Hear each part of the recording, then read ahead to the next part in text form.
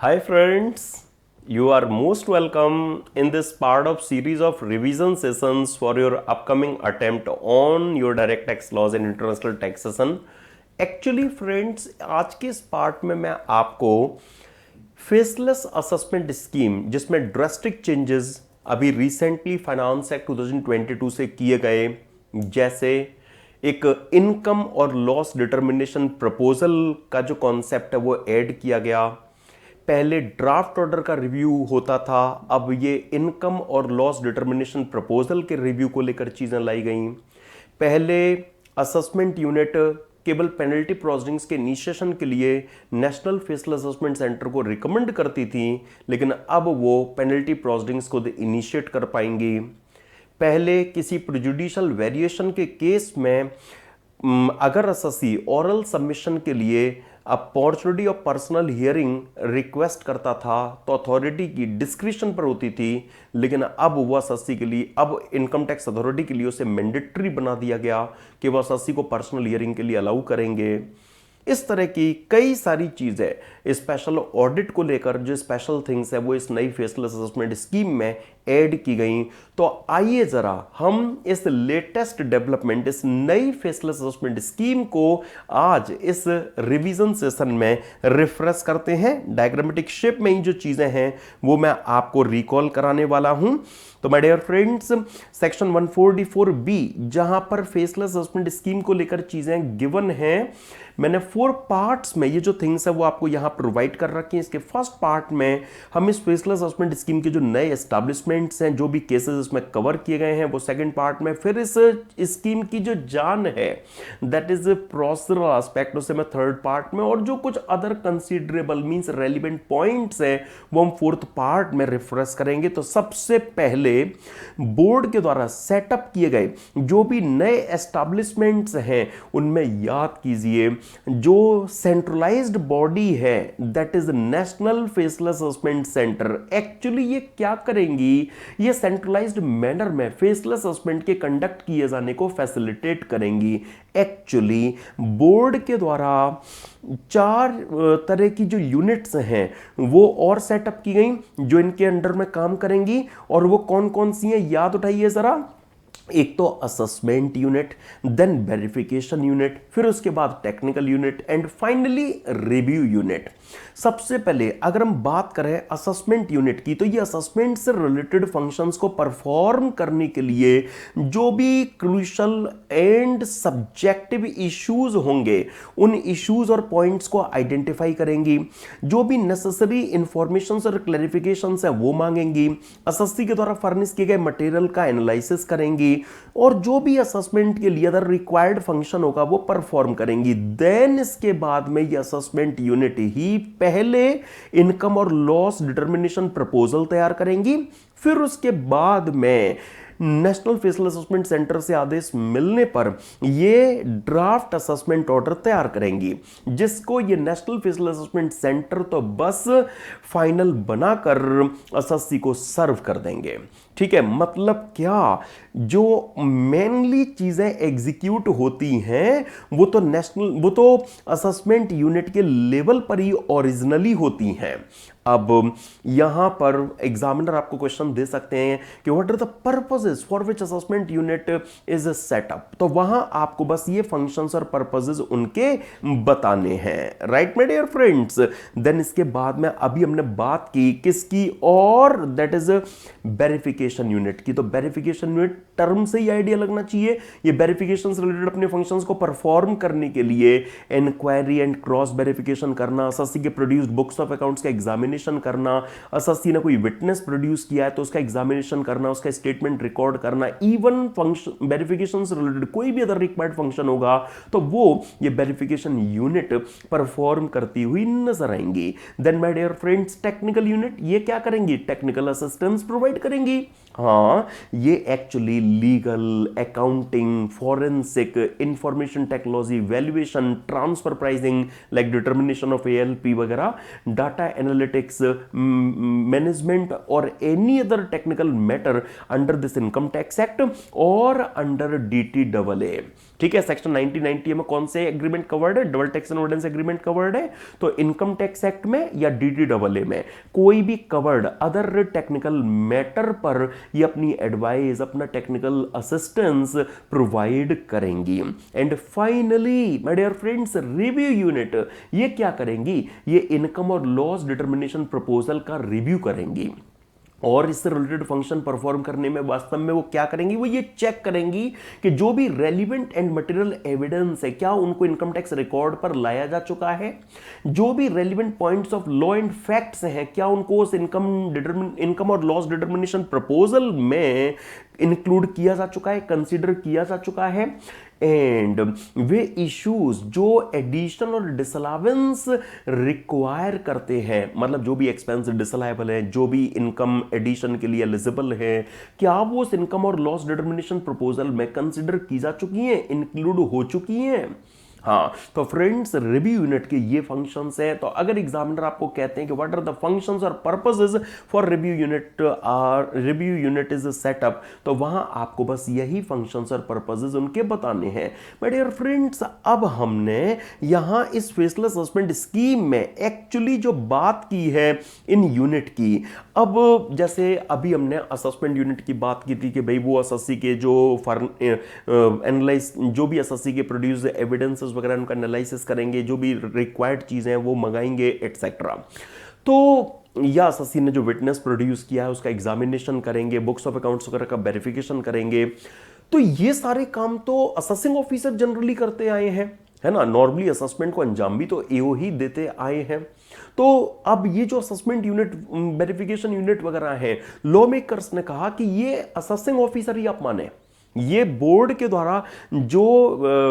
Design की गई है यूनिट, ये एक्चुअली एक तरह से असेसिंग ऑफिसर की कैपेसिटी में यहां पर एक्ट कर रही हैं। लॉ मेकर्स ने ये यहां पर क्लैरिफाई किया, तो स्टेटस को लेकर कोई चैलेंज ना करे, इसके लिए assessment unit, verification unit, technical unit, review unit shall refer to an assessing officer having powers so assigned by the board. Okay, तो सिंपली स्पीकिंग जो नए एस्टैब्लिशमेंट थे मैंने केवल वो अभी आपको रिफ्रेश कराया। अब बारी है थोड़ा आगे मूव करने की। सुनिए जरा, ये जो फेसलेस असेसमेंट स्कीम है इसमें कौन से केसेस कवर्ड है? तो असेसमेंट रीअसेसमेंट के सिंपल, अब चाहे वो कोई भी हो, जैसे चाहे वो स्क्रूटनी असेसमेंट एसएससी का होना है, या बैच जजमेंट असेसमेंट एसएससी का किया जाना है, या सेक्शन 147 में एसएससी का असेसमेंट रीअसेसमेंट, या एसएससी का कोई पहले लॉस वगैरह था जो नई इनकम पता लगी तो रिकंप्यूट किया जाना है। तो हां, वही तो केसेस हैं जो इस स्कीम में कवर किए गए हैं। और एक्चुअली अब असेसमेंट सेंटर की, नेशनल फेसलेस असेसमेंट सेंटर की यह ड्यूटी है कि वो एसएससी को इंटीमेट करेंगे कि सुनो, अब आपका जो असेसमेंट है वो मैनुअली नहीं बल्कि as per this scheme complete किया जाएगा।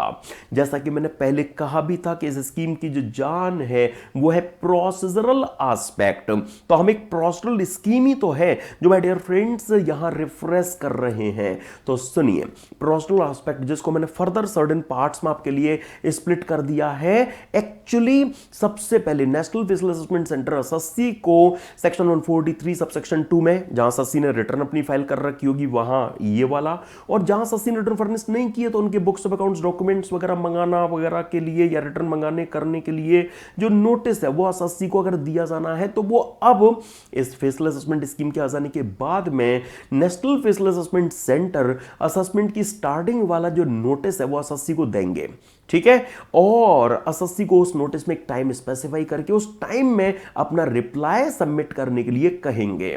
Then national faceless assessment centre जिस एसएससी का असेसमेंट के लिए उन्होंने केस सिलेक्ट किया है, जिस एसएससी को असेसमेंट स्टार्टिंग का नोटिस दे दिया है, हाँ, वो अब उस असेसमेंट के केस को ऑटोमेटेड एलोकेशन सिस्टम के थ्रू, मतलब कंप्यूटराइज्ड सिस्टम से, लॉटरी सिस्टम के थ्रू सिलेक्ट की गई किसी असेसमेंट यूनिट को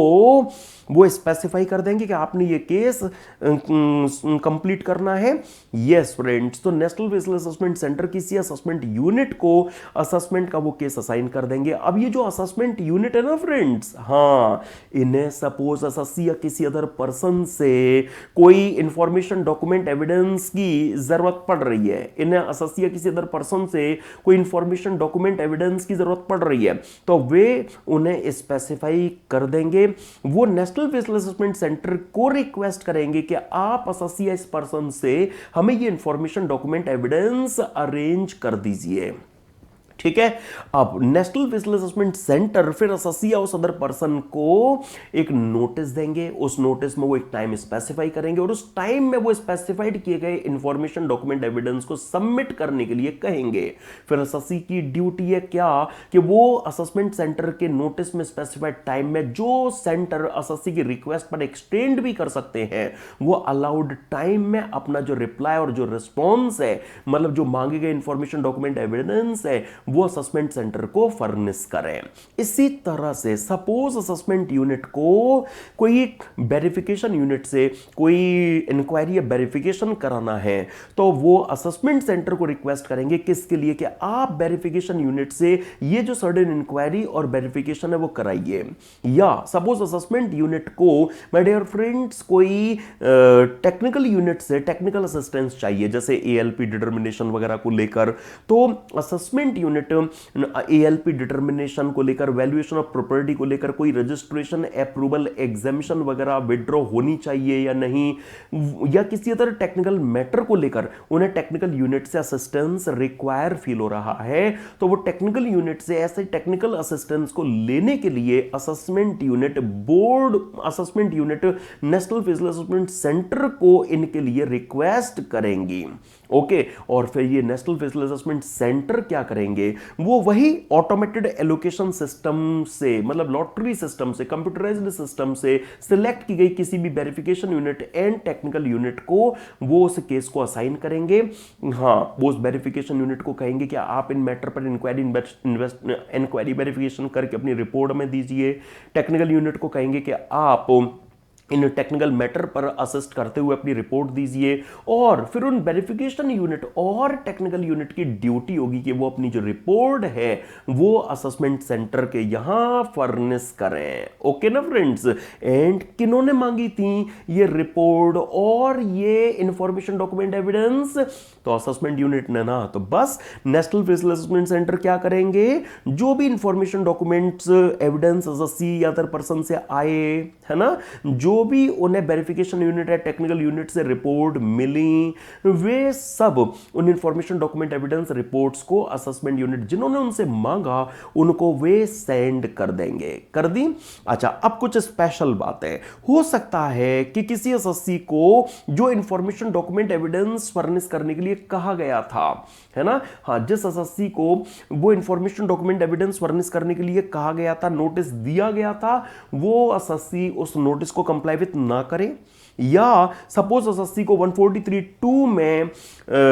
जो नोटिस है वो दिया गया था, 142(1) में एसएससी को लाइक रिटर्न फर्निश करने के लिए कहा गया था या अकाउंट्स डॉक्यूमेंट्स प्रोड्यूस करने के लिए कहा गया था, एसएससी ने उस नोटिस को नहीं रिस्पॉन्ड किया, तो याद उठाओ सेक्शन 144 में ये बीजीए के लिए सूटेबल ग्राउंड होते थे। हाँ, तो लॉ में, तो यहां पर लॉ मेकर्स ने भी क्या किया है, अगर एसएससी के पार्ट पर ऐसा कोई फेल्योर रहा क्या कि भाई असेसमेंट सेंटर ने उनको नोटिस देकर उनसे कुछ इंफॉर्मेशन डॉक्यूमेंट्स एविडेंस मांगे थे लेकिन एसएससी ने फर्निश नहीं किए, या एसएससी ने सेक्शन 143(2) या 142(1) में पहले जो नोटिस असेसमेंट की स्टार्टिंग का उन्हें मिला था उसी को कंप्लाई विथ नहीं किया, तो national physical assessment centre SSC को एक शॉकोज नोटिस अपनी तरफ से भेजेंगी कि आप बताओ आपका बेस्ट जजमेंट असेसमेंट क्यों ना किया जाए। अब अगर एसएससी उस नोटिस के रिस्पांस में अपना रिस्पांस फाइल करता है और वो सेटिस्फैक्टरी है, actually national physical assessment centre क्या करेंगे, वो असेसमेंट यूनिट को उस रिस्पांस को फॉरवर्ड कर देंगे। लेकिन अगर रिस्पॉन्स आया ही नहीं है तो फिर उस केस में national faceless assessment centre assessment unit को इस बारे में बता देंगे। फिर असेसमेंट यूनिट अपने जजमेंट में जो भी बेस्ट होगा उसके अकॉर्डिंगली वो उनका इनकम और लॉस डिटर्मिनेशन प्रपोजल वगैरह बनाना करना वो काम आगे करेंगे। ठीक है फ्रेंड्स, तो अब देखिए एक छोटी सी बात है कि अगर एसएससी ने अपना रिस्पॉन्स फाइल कर दिया और वो सेटिस्फैक्टरी है तो ठीक है, फिर उनका बेस्ट जजमेंट असेसमेंट नहीं किया जाएगा, राइट हाँ। लेकिन अगर उन्होंने रिस्पॉन्स फाइल नहीं किया, ठीक है, तो फिर उस केस में जो असेसमेंट यूनिट है वो अपने जजमेंट पे जो भी बेस्ट होगा उसके अकॉर्डिंगली उस एसएससी का इनकम और लॉस डिटर्मिनेशन प्रपोजल, मतलब उस एसएससी का फाइनली जो बेस्ट जजमेंट असेसमेंट है वो होता हुआ हमें नजर आएगा। अब प्रोसीजर की माय डियर फ्रेंड्स हम यहां पर बात करने में लगे हुए हैं, तो सुनिए जरा असेसमेंट यूनिट की क्या ड्यूटी है कि देखो जी, जो भी मटेरियल उनके पास अवेलेबल हुआ, इवन जो भी वेरिफिकेशन यूनिट या टेक्निकल यूनिट से रिपोर्ट आई, वो एसएससी के अवेलेबल मटेरियल को कंसीडरेशन में लेकर प्राइमरीली एक इनकम और लॉस डिटर्मिनेशन प्रपोजल प्रिपेयर करें। अगर सपोज उस इनकम और लॉस डिटर्मिनेशन प्रपोजल में एसएससी के प्रेजुडिशियल कुछ है ही नहीं, हाँ एसएससी ने जो रिटर्न फर्निश की थी वही एक्सेप्ट हो गई, राइट माय डियर फ्रेंड्स, तो फिर उस केस में तो असेसमेंट यूनिट क्या करेंगी, वो इस इनकम और लॉस डिटर्मिनेशन प्रपोजल को नेशनल फेसिल असेसमेंट सेंटर को भेज देंगी। ठीक है, लेकिन प्रॉब्लम कहां आएगी माय डियर फ्रेंड्स, जहां उस इनकम और लॉस डिटर्मिनेशन प्रपोजल में कोई नेगेटिव वेरिएशन लाइक एसएससी ने एक्सपेंस भी क्लेम किया हुआ है, अब असेसमेंट यूनिट के अकॉर्डिंगली वो डिसअलाइबल है। ठीक है, तो जहां कोई प्रेजुडिशियल वेरिएशन अगर इनकम और लॉस डिटर्मिनेशन प्रपोजल में अगर प्रपोज किया जा रहा है तो अब असेसमेंट यूनिट सीधा अपने उस प्रपोजल को सेंटर को नहीं भेजेंगी, बल्कि पहले एसएससी को एक अपॉर्चुनिटी मिल जाए उस प्रेजुडिशियल वेरिएशन के अगेंस्ट में, इसके लिए वो एक शॉकोज नोटिस तैयार करेंगी। उस शॉकोज नोटिस में ये कहा जाएगा कि एसएससी बताए कि क्यों ये प्रेजुडिशियल वेरिएशन उसके लिए ना किया जाए। वो ऐसा एक शॉकोज नोटिस बनाकर पहले सेंटर को भेजेंगी, सेंटर उस शॉकोज नोटिस को एसएससी को भेज देंगे, एसएससी को एक टाइम मिलेगा वो रिप्लाई सबमिट कर पाए, असेसमेंट सेंटर फिर एसएससी अपना उस शॉकोज नोटिस के अगेंस्ट में जो रिस्पॉन्स है, जो अपना रिप्लाई है, जो भी सेंटर ने टाइम अलाउ किया होगा, जो वो एसएससी की रिक्वेस्ट पर एक्सटेंड भी कर सकते हैं, उसमें एसएससी की ड्यूटी है कि वो अपने रिस्पॉन्स को फाइल करे। सेंटर एसएससी का जो रिप्लाई आया उसे असेसमेंट यूनिट को भेज देंगी। अगर एसएससी कोई रिप्लाई देते ही नहीं, हाँ तो मतलब वो डिफॉल्टर होंगे या वो एग्री कर रहे होंगे उस प्रेजुडिशियल वेरिएशन के लिए, इसलिए वो साइलेंट है। तो अगर रिप्लाई नहीं आया है तो इससे भी असेसमेंट यूनिट को ये सेंटर इंटीमेट कर देंगे। अब असेसमेंट यूनिट क्या करेंगी, अगर एसएससी का रिप्लाई आया है हाँ तो रिप्लाई को, और अगर रिप्लाई नहीं आया है तो फिर जो भी in fact all relevant material available है केवल उन्हीं के बेसिस पर वो अब इनकम और लॉस डिटर्मिनेशन प्रपोजल में अगर कोई चेंज होना है तो उसको करते हुए वो एक इनकम और लॉस डिटर्मिनेशन प्रपोजल फाइनली तैयार करके वो असेसमेंट यूनिट उसे असेसमेंट सेंटर को भेज देंगे। अब असेसमेंट सेंटर के पास क्या आ गया, इनकम और लॉस डिटर्मिनेशन प्रपोजल आ गया, राइट माय डियर फ्रेंड्स। जहां कोई प्रेजुडिशियल वेरिएशन था ही नहीं तो वहां पर तो इनकम और लॉस डिटर्मिनेशन प्रपोजल पहले ही मिल गया था, ठीक है, और जहां पर कोई प्रेजुडिशियल वेरिएशन था तो उस केस में भी एसएससी को एक अपॉर्चुनिटी देने के बाद में जो इनकम और लॉस डिटर्मिनेशन प्रपोजल है वो असेसमेंट यूनिट ने बनाकर सेंटर को भेज दिया। अब सेंटर के पास क्या आ गया है, इनकम और लॉस डिटर्मिनेशन प्रपोजल, तो अब असेसमेंट सेंटर हो सकता है कि जो बोर्ड की गाइडलाइंस उनके बेसिस पर वो असेसमेंट यूनिट को ये मैसेज कन्वे कर दें कि अब आप ड्राफ्ट ऑर्डर तैयार कर लीजिए, आप उस इनकम और लॉस डिटर्मिनेशन प्रपोजल के अगेंस्ट में ड्राफ्ट ऑर्डर तैयार कर लीजिए। सर एसएससी को अपॉर्चुनिटी नहीं देंगे, अरे भैया किस बात की अपॉर्चुनिटी देंगे, इनकम और लॉस डिटर्मिनेशन प्रपोजल में या तो कोई वेरिएशन प्रपोज होगा ही नहीं एसएससी के, अगर होगा भी तो अपॉर्चुनिटी मिल चुकी है, राइट तो अब इस केस में बोर्ड क्या करे, इस केस में national faceless assessment centre assessment unit को इंटीमेट कर देंगे कि भैया आप इस प्रपोजल के बेस पर ड्राफ्ट ऑर्डर बना दो, और फिर असेसमेंट यूनिट तो जैसा बॉस कहेंगे वैसा करेंगी, मतलब वो ड्राफ्ट ऑर्डर बनाकर असेसमेंट सेंटर को भेज देंगी। लेकिन हाँ नेशनल फेसिल असेसमेंट सेंटर को जब इनकम और लॉस डिटर्मिनेशन प्रपोजल मिले तो वो उसके रिव्यू के लिए केस भी रिव्यू यूनिट के पास भेज सकते हैं। हाँ my dear friends, automated allocation system के थ्रू सिलेक्ट की गई किसी रिव्यू यूनिट को वो उस इनकम और लॉस डिटर्मिनेशन प्रपोजल का रिव्यू कंडक्ट करने के लिए जो केस है वो साइन कर सकते हैं। चलो कर दिया, फिर रिव्यू यूनिट क्या करेंगी, वो रिव्यू कंडक्ट करेंगी। उन्होंने उस प्रपोजल का रिव्यू कंडक्ट करके अपनी जो रिव्यू रिपोर्ट है वो प्रिपेयर करके असेसमेंट सेंटर को भेज देनी है। चलो भेज दी। अब सेंटर क्या करेंगे, वो उस रिव्यू यूनिट को जो ओरिजिन है जिनसे, दैट इज असेसमेंट यूनिट है ना, उन्होंने प्रपोजल तैयार किया था, उनको रिव्यू यूनिट जो कह रही हैं उन my dear friends, review unit जो कह रही हैं असेसमेंट यूनिट को, वो रिव्यू रिपोर्ट असेसमेंट सेंटर भेज देंगे। राइट माय डियर फ्रेंड्स, तो एक प्रोसीजर, एक सिस्टम है, टेक्निकल कुछ भी नहीं है इसमें, आप देखते जाइए। तो अब असेसमेंट यूनिट हो सकता है कि रिव्यू यूनिट के जो भी मॉडिफिकेशंस प्रपोज्ड है उनको एक्सेप्ट करें, या हो सकता है कि रिजेक्ट करें। हाँ, वो कर सकते हैं। एक्चुअली अगर वो रिव्यू यूनिट के सजेस्टेड वेरिएशंस को, अगर मॉडिफिकेशंस को रिजेक्ट करना चाहते हैं तो असेसमेंट यूनिट कर तो सकती है, लेकिन इसके लिए वो पहले रीजंस राइटिंग में रिकॉर्ड करेंगी। ठीक है, और फिर असेसमेंट यूनिट क्या करने वाली है, वो ड्राफ्ट ऑर्डर तैयार करके उसे सेंटर को भेज देंगी। तो अगर रिव्यू यूनिट बीच में आई हुई है तो रिव्यू यूनिट की जो रिपोर्ट आएगी उसको कंसीडरेशन में लेकर असेसमेंट यूनिट ड्राफ्ट ऑर्डर तैयार करती हुई नजर आएंगी। उन्होंने तैयार किया, सेंटर को भेज दिया। अब सेंटर के पास क्या आ गया, फाइनली ड्राफ्ट ऑर्डर आ चुका है। राइट ना माय डियर फ्रेंड्स, अब हम कह सकते हैं कि जो नेशनल फेसियल असेसमेंट सेंटर है ना, उनको ड्राफ्ट ऑर्डर मिल चुका है। ओके, फाइनली ड्राफ्ट ऑर्डर में अगर एसएससी के प्रेजुडिशियल कोई वेरिएशन नहीं है तो फिर मतलब एसएससी को कोई दिक्कत नहीं होनी चाहिए, है ना जी। तो फिर उस केस में तो easily national facial assessment centre अब उस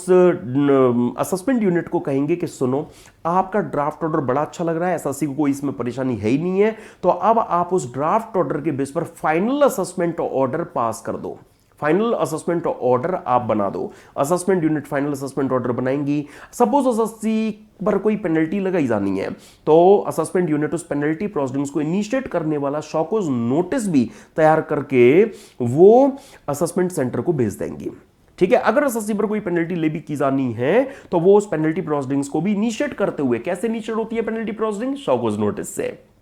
you have committed this default, so the causes why penalty should not be levied upon you, है ना। तो फ्रेंड्स, असेसमेंट यूनिट वो फाइनल असेसमेंट ऑर्डर तैयार करके और पेनल्टी प्रोसीडिंग्स अगर इनिशिएट होनी है तो उसका शॉकोज नोटिस तैयार करके सेंटर को भेज देंगे। फिर सेंटर एसएससी को उस फाइनल असेसमेंट ऑर्डर को फाइनली पकड़ा देंगे। हाँ, शॉकोज नोटिस अगर पेनल्टी प्रोसीडिंग्स इनिशिएट हुई है तो अगर कोई नोटिस ऑफ डिमांड या रिफंड है तो उसको भी स्पेसिफाई करते हुए वो उस फाइनल असेसमेंट ऑर्डर को along with show cause notice, notice of demand, refund के साथ में वो एसएससी को यहां सर्व कर देंगे। ठीक है, तो मतलब अल्टीमेटली सारे काम जो करने हैं वो असेसमेंट यूनिट को करने हैं, बस सेंटर तो क्या करेंगे, मीडिएटर का रोल प्ले करेंगे, है ना। जो असेसमेंट यूनिट से आया उसको आगे एसएससी को पकड़ा देंगे, उन्हें कुछ नहीं करना अपने लेवल पर, केवल मीडिएटर का रोल प्ले करना है। जो अथॉरिटी और एसएससी के बीच में जो ह्यूमन इंटरफेस होता है उसको एलिमिनेट करना है, बात खत्म। ठीक है ना। अच्छा फ्रेंड्स, अब अगर ड्राफ्ट ऑर्डर जो सेंटर को मिला है असेसमेंट यूनिट से उसमें कोई प्रेजुडिशियल वेरिएशन अगर एसएससी के लिए प्रपोज किया जा रहा है, तो अगर एसएससी 144C में डीआरपी के पास जाने के लिए एलिजिबल एसएससी नहीं है, like foreign company, non resident या कोई अदर पर्सन जिसका टीपी चैप्टर में कोई टीपीओ की रिपोर्ट के बेस पर एडजस्टमेंट प्रपोज्ड हो, ऐसा कोई एसएससी नहीं है, नॉर्मल एसएससी है, तो एसएससी नॉर्मल है तो सिस्टम भी नॉर्मल लगेगा। हाँ, जो अभी हमने ये डिस्कशन किया था ना, यही सिस्टम माय डियर फ्रेंड्स इस केस में एप्लीकेबल बना दिया गया है। तो खास कहां देखने को मिलेगा, सुनिए, सपोज वो एसएससी कोई फॉरेन कंपनी है जिसके लिए आप कोई प्रेजुडिशियल वेरिएशन प्रपोज कर रहे हैं, तो वो तो डीआरपी के पास जा सकती है ना,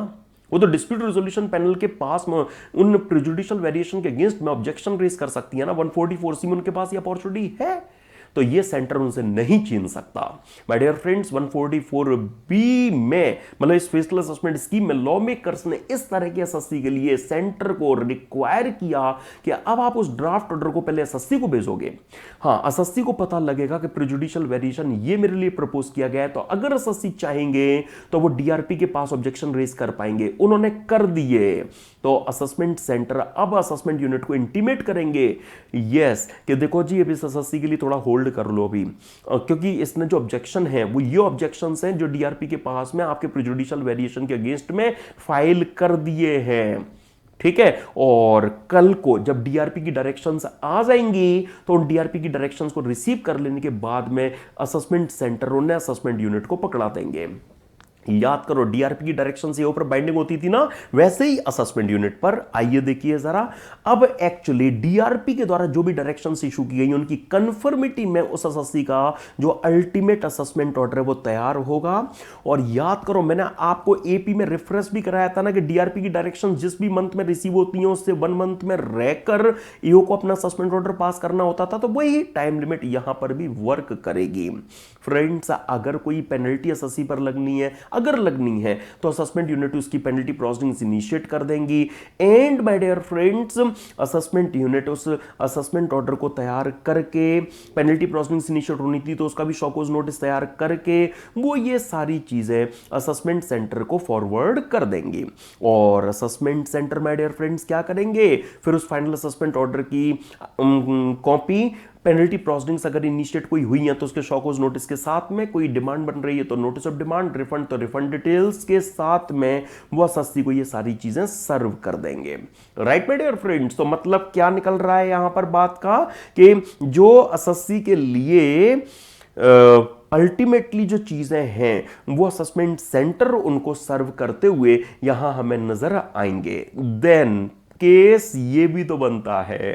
कि हां एसएससी डीआरपी के पास जाने के लिए एलिजिबल एसएससी था, नेशनल फिजिकल असेसमेंट सेंटर ने अपना धर्म निभाया, उन्होंने ड्राफ्ट ऑर्डर की कॉपी एसएससी को भेज दी, एसएससी को पता लग गया कि ये प्रीजुडिशियल वेरिएशन मेरे लिए प्रपोज हो रहा है, लेकिन एसएससी सपोज उसे एक्सेप्ट कर लेते हैं या 30 डेज तक वो साइलेंट रहते हैं, वो कोई ऑब्जेक्शन रेज नहीं करते, तो मतलब डीम्ड एक्सेप्टेंस का केस है। क्योंकि अगर ऑब्जेक्शन होता उन प्रीजुडिशियल वेरिएशन से तो एसएससी भाग कर आता,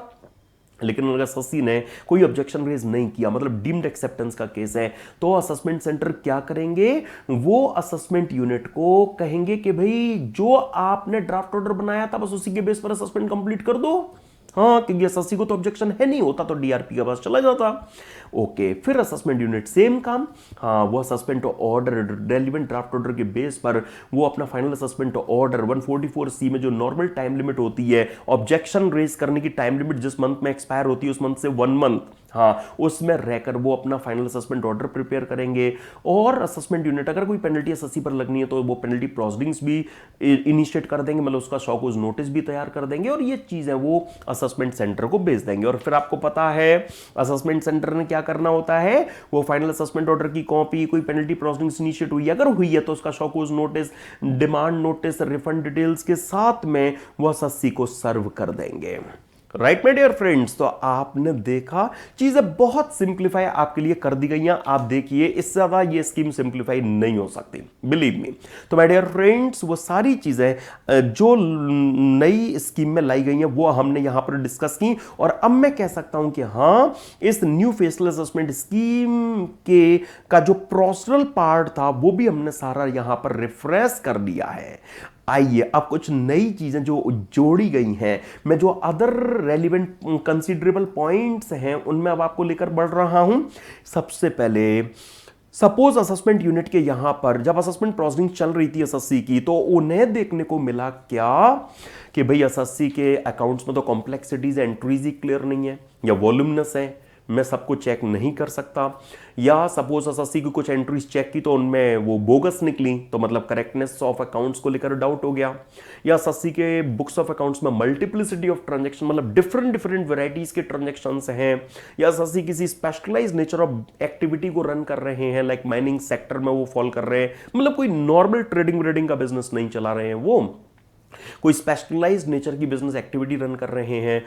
और असेसमेंट यूनिट को ये कई ओपिनियन है कि भाई रेवेन्यू के इंटरेस्ट में ये होगा कि एसएससी के अकाउंट्स की इन डेप्थ चेकिंग हो, तो वो क्या करेंगे, ऐसे केस में वो स्पेशल ऑडिट के लिए सेंटर को रिक्वेस्ट करेंगे। अब national physical assessment centre my dear friends कोई इंडिविजुअल तो है नहीं, वो तो एक एस्टैब्लिशमेंट है, तो उसके जो इंचार्ज हैं ये principal director general, principal chief commissioner, वो देखेंगे कि वाकई स्पेशल ऑडिट की क्या जरूरत है। अगर है तो वो उस केस के जो जुरिडिक्शनल, उस एसएससी पर जुरिडिक्शन रखने वाले जो प्रिंसिपल चीफ कमिश्नर होंगे, उनको वो स्पेशल ऑडिट के लिए चीजें फॉरवर्ड करेंगे। फिर वो अपने एओ को आगे कहेंगे कि इस एसएससी का स्पेशल ऑडिट करा के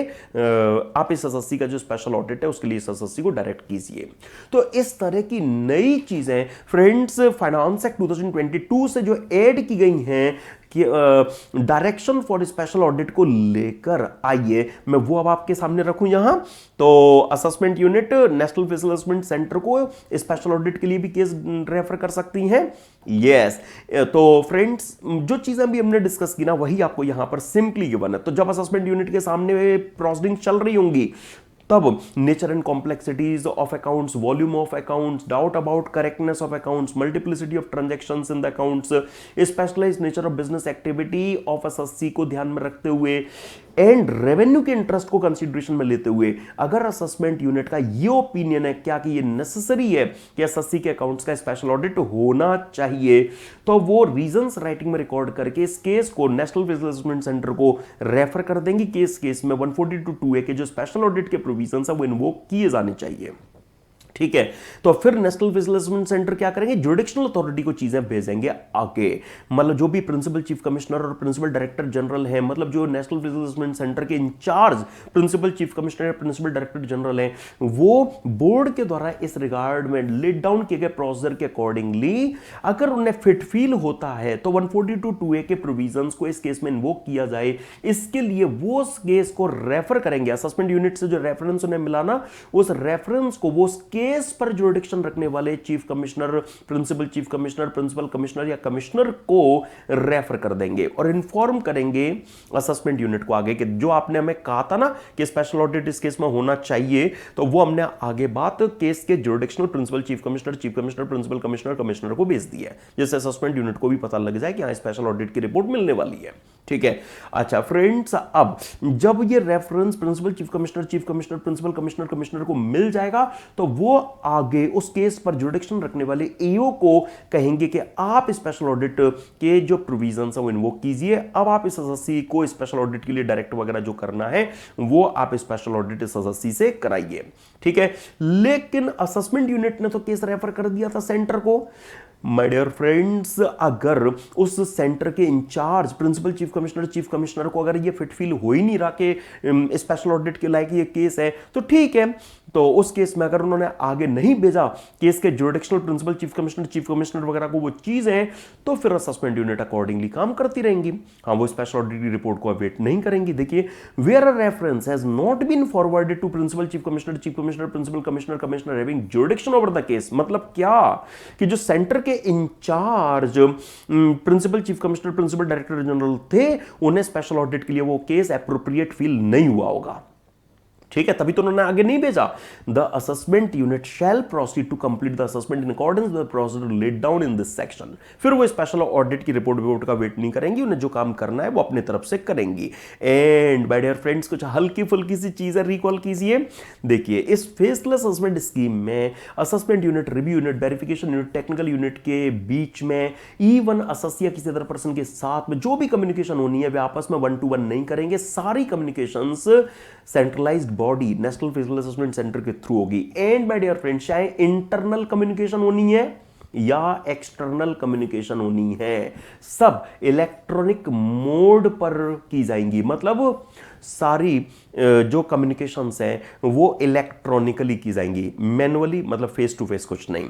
actually national physical assessment centre को अगर कोई भी नोटिस, ऑर्डर भेजना है, कोई भी इलेक्ट्रॉनिकली कम्युनिकेशन करनी है, तो एसएससी का जो ई फाइलिंग अकाउंट है, मतलब जो इस पर्पस के लिए डेजिग्नेटेड वेब पोर्टल पर एसएससी का जो भी रजिस्टर्ड अकाउंट है, जो भी ई फाइलिंग अकाउंट है, उसमें ही सेंटर एसएससी को ये सारी चीजें भेजेंगे और एसएससी की तरफ से भी जो रिस्पॉन्स आना है वो उस नोटिस वगैरह के अगेंस्ट में अपने इस रजिस्टर्ड अकाउंट के थ्रू ही अपना जो रिस्पॉन्स है वो फाइल करेंगे। एंड आइए देखिए जरा, नॉर्मली इस फेसलेस सस्पेंड स्कीम में सेटअप की गई किसी भी यूनिट के सामने कोई पर्सनल अपीयरेंस किसी के लिए भी, मतलब एसएससी या उनके ऑथराइज्ड रिप्रेजेंटेटिव के लिए अलाउड नहीं है। वो बात अलग है क्या कि अगर आप एसएससी के नेगेटिव कुछ प्लान कर रहे हैं, एसएससी के प्रेजुडिशियल कोई वेरिएशन अगर आप प्लान कर रहे हैं, तो आप एसएससी को पहले का अपॉर्चुनिटी तो दे ही रहे होंगे। यस अब उस केस में एसएससी पर्सनल हियरिंग के लिए रिक्वेस्ट कर सकता है, जिससे वो ऑरल सबमिशन कर सके, वो अपने केस को उस रेलिवेंट यूनिट की इनकम टैक्स अथॉरिटी के सामने प्रेजेंट कर सके। और ये है खास बात कि उस अब इस केस में इनकम टैक्स अथॉरिटी, मतलब उस रेलिवेंट यूनिट की जो भी इनकम टैक्स अथॉरिटी है, वो नेशनल फेसलेसमेंट सेंटर के थ्रू पर्सनल हियरिंग एसएससी को अलाउ करेंगी। लेकिन वो पर्सनल हियरिंग में एसएससी या उसके जो भी ऑथराइज्ड रिप्रेजेंटेटिव होंगे वो सीधा कर यूनिट के सामने, अथॉरिटी के सामने खड़े नहीं हो जाएंगे। ये पर्सनल हियरिंग भी वीडियो कॉन्फ्रेंसिंग या वीडियो टेलीफोनी के थ्रू होगी, राइट। लेकिन suppose SSC old age person है या उनके ऑथराइज्ड रिप्रेजेंटेटिव मान लेते हैं ओल्ड एज पर्सन है और वो स्मार्टफोन वगैरह यूज नहीं करते, हाँ उनको नहीं पता कि भाई ये वीडियो कॉन्फ्रेंसिंग कैसे होती है ना, तो फिर उनको अपॉर्चुनिटी मिली लेकिन वो बेकार चली जाएगी, वो उसका बेनिफिट ले नहीं पाएंगे। तो बोर्ड की ड्यूटी है ना, याद रखिए माय डियर फ्रेंड्स, बोर्ड जगह जगह पर जो वीडियो कॉन्फ्रेंसिंग और वीडियो टेलीफोनी सेंटर है वो एस्टैब्लिश करेंगे, जिससे ये इंश्योर हो सके कि हाँ ससी अदर पर्सन जिसको फेसलेस असेसमेंट स्कीम में पर्सनल हियरिंग का मौका मिला था, वो केवल बेनिफिट इसलिए उनका डिनाई नहीं हो गया क्योंकि उनके एंड पर वीडियो कॉन्फ्रेंसिंग और वीडियो टेलीफोनी कैसे ये की जानी थी उसका असेस नहीं था, मतलब उनको इस बारे में पता नहीं था। तो बोर्ड की ड्यूटी है कि आप जो जगह जगह पर वीडियो कॉन्फ्रेंसिंग और वीडियो टेलीफोनी सेंटर हैं वो एस्टैब्लिश करना। और ये तो छोटी सी बात है क्या कि जब असेसमेंट यूनिट असेसमेंट से रिलेटेड प्रिलिमिनरी वर्क जो भी होना था वो किया, फाइनल असेसमेंट ऑर्डर बनाकर सेंटर को दे दिया, सेंटर ने एसएससी को पकड़ा दिया। अब एसएससी का असेसमेंट कंप्लीट हो गया तो सपोज एसएससी पर डिमांड वगैरह बनी है तो रिकवरी किसने करनी है? क्या असेसमेंट सेंटर ने? नहीं। असेसमेंट यूनिट ने? नहीं, वो तो डिपार्टमेंट करेगा ना, ईओ करेगा ना। तो फ्रेंड्स हाँ, सेंटर की तो बस ड्यूटी है कि वो असेसमेंट के कंप्लीशन के बाद में जो भी ऑल इलेक्ट्रॉनिक रिकॉर्ड्स हैं वो एसएससी पर जुरिडिक्शन रखने वाले ईओ को हैंडओवर कर दें। ईओ को फिर जो भी नेसेसरी एक्शन फील होंगे वो आगे लेंगे, लाइक रिकवरी वगैरह। सपोज कोई केस फेसलेस असेसमेंट स्कीम में सिलेक्ट हुआ असेसमेंट के लिए, प्रोसेसिंग चल रही थी, लेकिन ये एहसास हुआ कि ये इलेक्ट्रॉनिक एनवायरनमेंट में केस अच्छे से कंप्लीट नहीं हो पाएगा, इसमें काफी कॉम्प्लेक्सिटीज है, ये एसएससी के साथ 1-to-1 कम्युनिकेशन पर ही अच्छे से कंप्लीट हो पाएगा। तो यस, प्रिंसिपल चीफ कमिश्नर और प्रिंसिपल डायरेक्टर जनरल जो भी इंचार्ज हैं नेशनल फेसलेस असेसमेंट सेंटर के, अगर उन्हें असेसमेंट की किसी स्टेज पर यह नेसेसरी फील होता है क्या कि उस केस को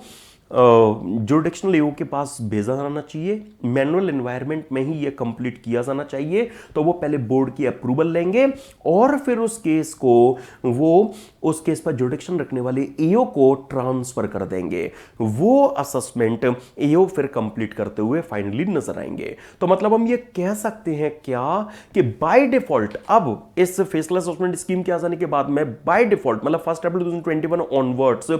जो भी असेसमेंट है वो by default faceless assessment scheme में ही होगा, अगर अदरवाइज हुआ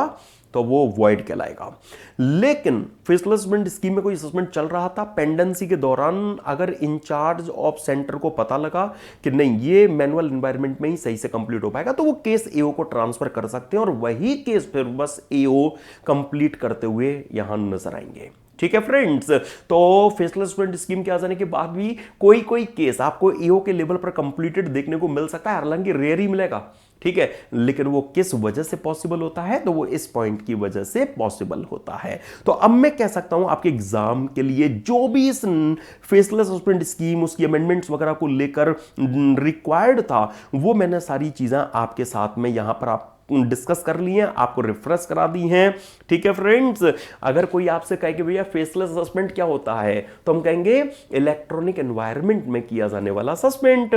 सिंपल है ना, जहां पर ई प्रोसीडिंग्स को अंजाम दिया जाता है, राइट ना, जहां एसएससी के रजिस्टर्ड अकाउंट के थ्रू कम्युनिकेशंस होती हैं, तो बस फेसलेस एनवायरनमेंट में किया जाने वाला असेसमेंट ही फेसलेस असेसमेंट कहलाएगा। ऐसी डेफिनेशन आपको इस सेक्शन 144 बी में गिवन है। तो अब मैं कह सकता हूं कि फेसलेस असेसमेंट स्कीम पर रिवीजन हमने कंप्लीट कर लिया है और हम मिलेंगे रिवीजन सेशंस की सीरीज के अगले पार्ट में, जहां मैं आपको अपील्स, रिवीजन, पावर्स वगैरह रिफ्रेश कराने वाला हूं। तब तक के लिए good by two you and thank you.